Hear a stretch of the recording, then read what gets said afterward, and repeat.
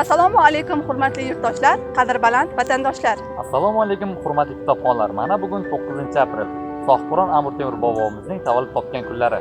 Shu munosabat bilan Do'stlik tuman axborot kutubxona markazi xodimlari tomonidan ochiq osmon ostida Amir Temur hayot va ijodiga bag'ishlangan so'rovnoma o'tkazilmoqda. Ushbu so'rovnomani davom ettiramiz. Qani, ketdik. Assalomu alaykum. Amir Temur nechinchi yilda tug'ilgan? Amir Temur 1-yilda. To'g'ri, rahmat. Assalomu alaykum. Amir Temurning onasining ismi? Sakinaxon.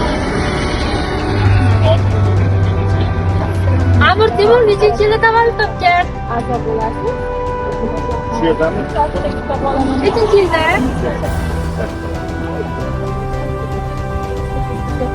1336-yilda Shahrisabzda tavallud topgan. Mana zdaniya Xola bugun qanday kun? Amir Temur to'ppa to'g'ri. Sohibqiron Amir Temur hayot bo'lganlarida necha yoshda qash olgan bo'ladilar? 689. To'ppa to'g'ri. Amir Temurning haykallari qayerlarda, qaysi shaharlarda mavjud?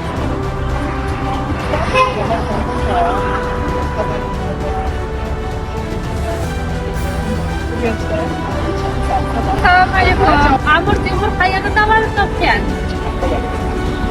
Shahrisabzda. Rahmat.